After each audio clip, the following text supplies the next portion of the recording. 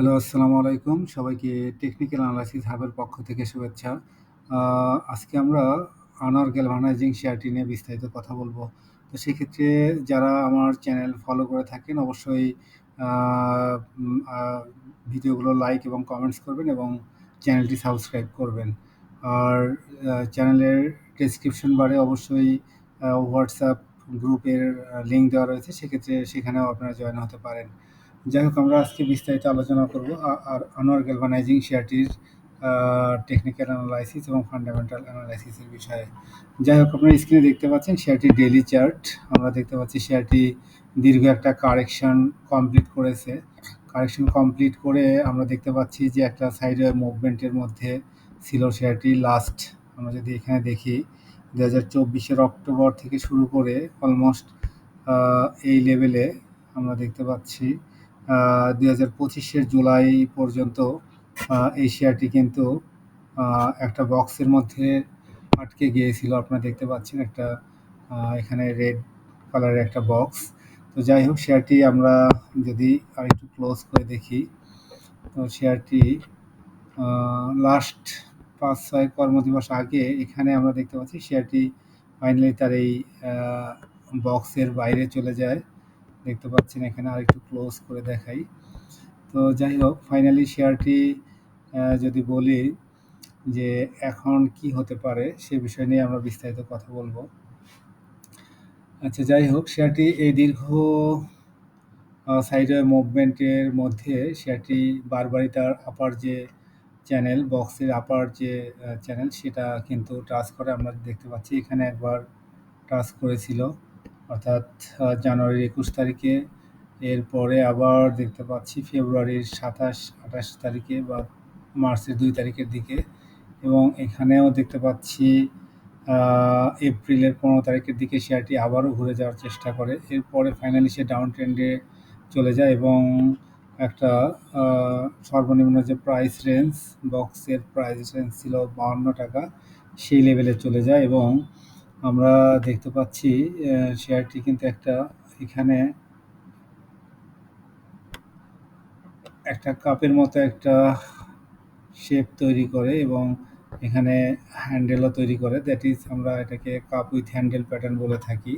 এরপরে কিন্তু সে এখান থেকে আমরা দেখতে পাচ্ছি শেয়ার প্রাইস এই বক্সের বাইরে চলে যায়। এখন বর্তমানে সে আপনারা দেখতে পাচ্ছেন যে শেয়ারটি কিন্তু বক্সের বাইরে অবস্থান করছে এবং বর্তমান সময়ে তার যে রিসেন্ট রেসিস্ট্যান্স সেটা 90 টাকা। আমরা দেখতে পাচ্ছি এই লেভেলে 89 বা 90 টাকা এই রেঞ্জে কিন্তু সে আটকে রয়েছে। তবে আমরা যদি একটু ভালো করে অবজার্ভ করি, নিচে যে ভলিউম বারগুলো রয়েছে, ভলিউম বারগুলো যদি একটু খেয়াল করেন, আমরা দেখতে পাচ্ছি যেদিনই প্রাইস মুভমেন্ট পজিটিভ হয়েছে সেদিন কিন্তু ভলিউম বারটাও কিন্তু অনেক বড় হয়েছে। আর যেদিন আমরা রেড ক্যান্ডেলে অর্থাৎ প্রাইসকে সামান্য ফল করতে দেখেছি সেদিন আমরা আরও ক্লোজ করে দেখব। আপনারা দেখতে পাচ্ছেন যে এখানে যদি এটাকে একটু ক্লোজ করে দেখি, 17ই আগস্ট দেখতে পাচ্ছেন গ্রিন রেড ক্যান্ডেল। সেক্ষেত্রে কিন্তু ওই দিনে ভলিউম কিন্তু অনেক কম ছিল।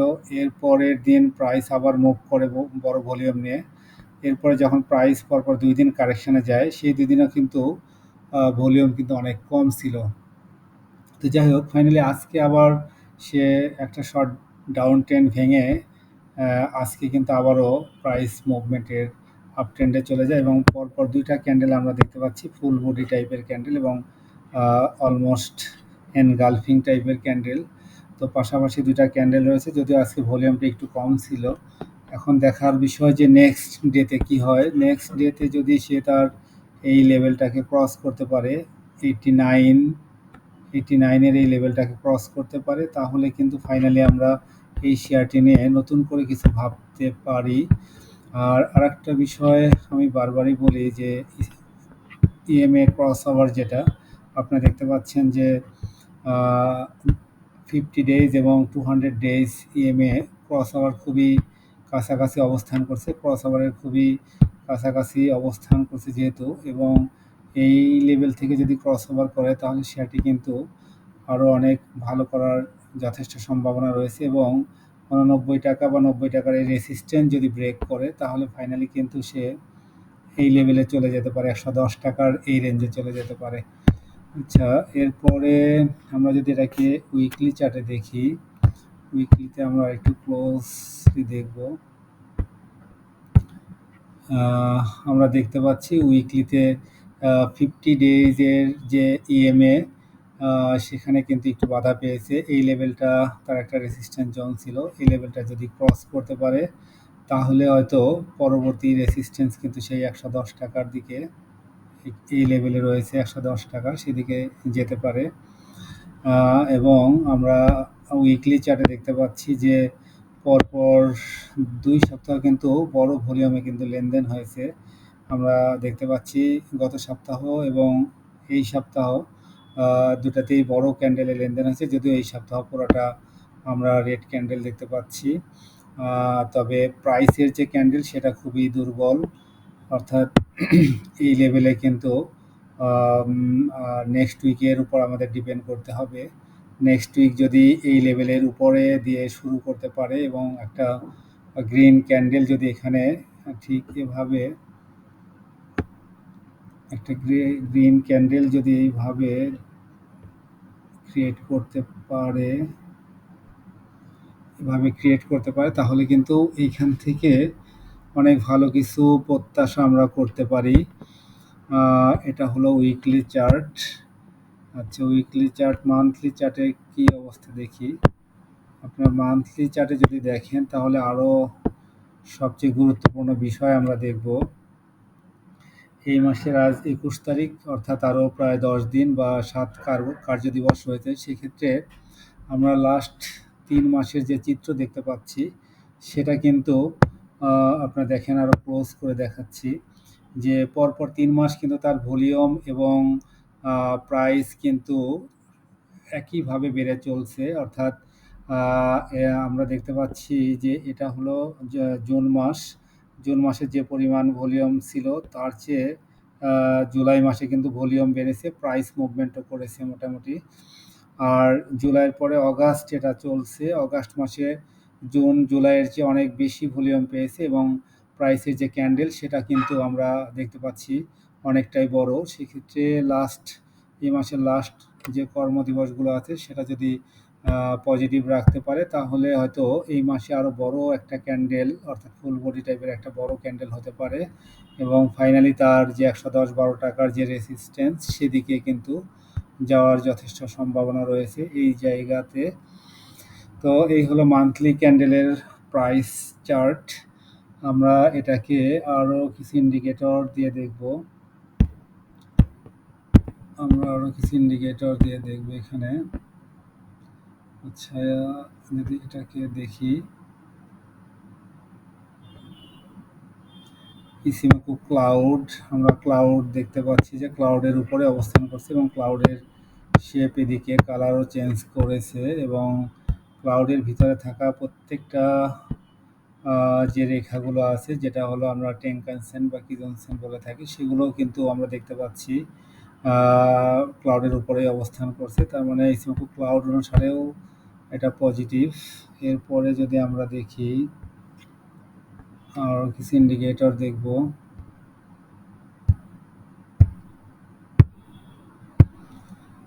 আমরা এটাকে আর একটু ক্লোজ করে দেখি।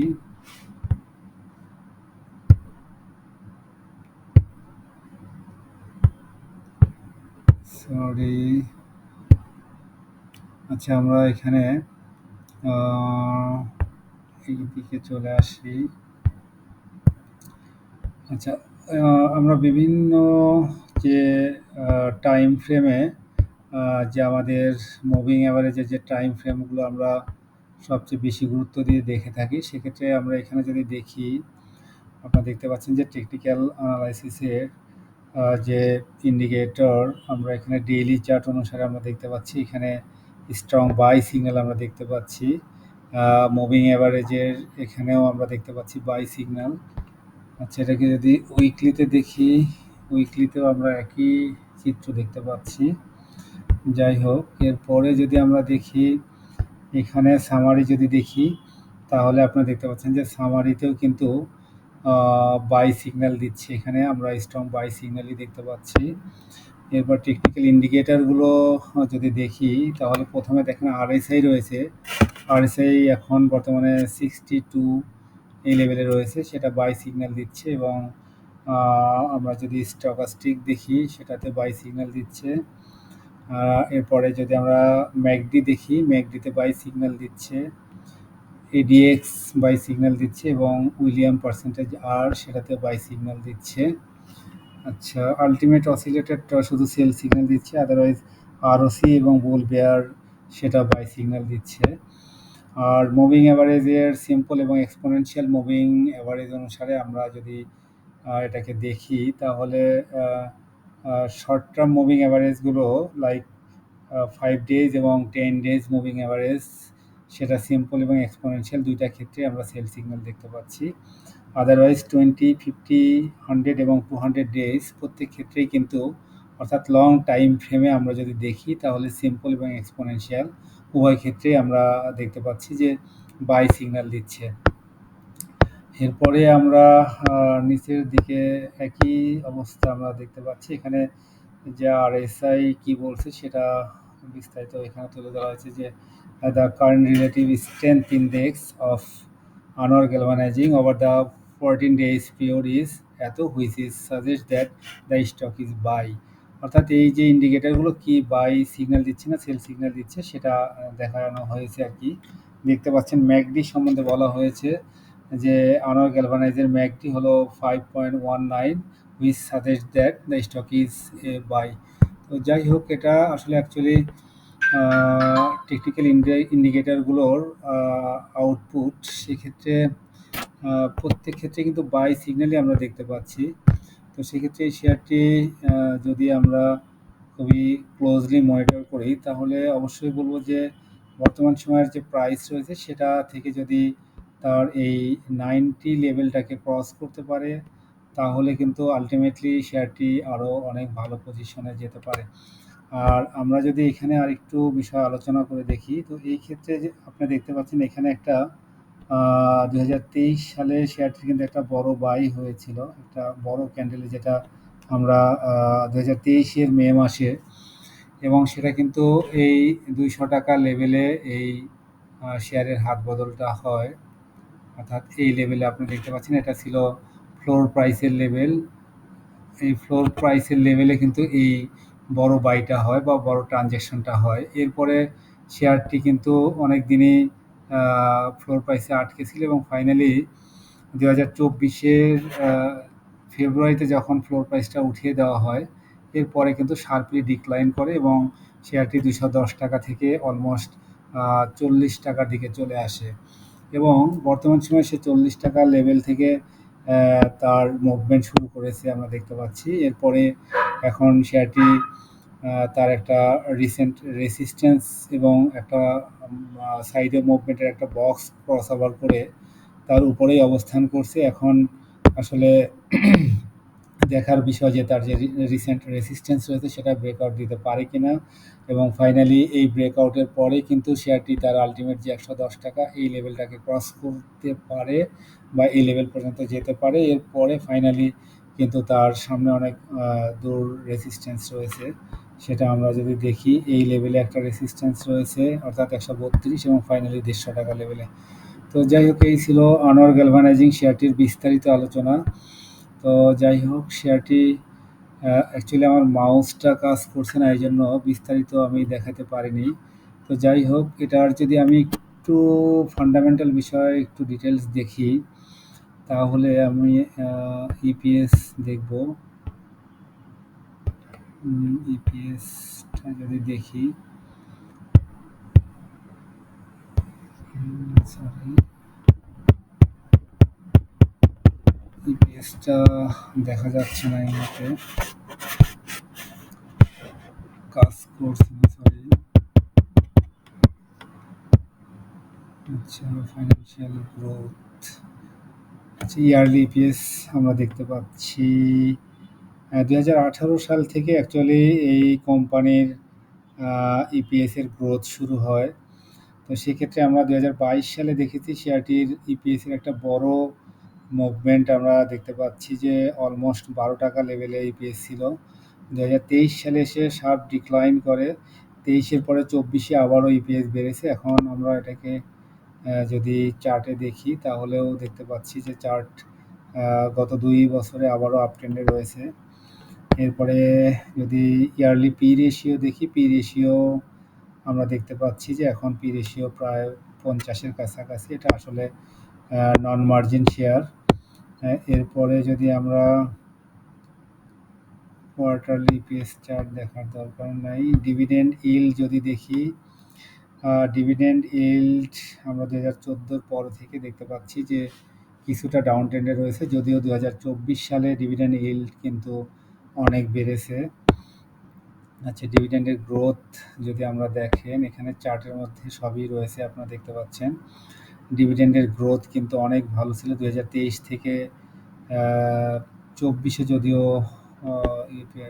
ডিভিডেন্ডের গ্রোথ আমরা জিরো লেভেলে দেখতে পাচ্ছি। 21 থেকে 22-এ গ্রোথ অনেক ছিল, 20 থেকে 21-এ ডিভিডেন্ডের গ্রোথ অনেক ভালো ছিল। যাই হোক, ইপিএস এর গ্রোথ এবং ডিভিডেন্ডের গ্রোথ কিন্তু লাস্ট 14 সাল থেকে বর্তমান সময়ে ভালো ছিল। তবে 2023 সালে দেখতে পাচ্ছি যে খুবই খারাপ অবস্থা ছিল। যাই হোক, 23 থেকে 24-এ কিছুটা রিকভারি করেছে, যদিও সময় করোনার সময়ও কিন্তু আমরা দেখতে পাচ্ছি ইপিএস এবং ডিভিডেন্ডের গ্রোথ কিন্তু ভালো ছিল। যাই হোক, 2023টাকে যদি আমরা অ্যাভয়েড করি তাহলে শেয়ারের আসলে ডিভিডেন্ড এবং ইপিএস এর গ্রোথ বা বিজনেস গ্রোথ কিন্তু আসলে খারাপ ছিল না। ওই হিসাবে শেয়ারটি যে ফান্ডামেন্টাল বলা যাবে না তা না, শেয়ারটি কিন্তু যথেষ্ট ভালো রয়েছে।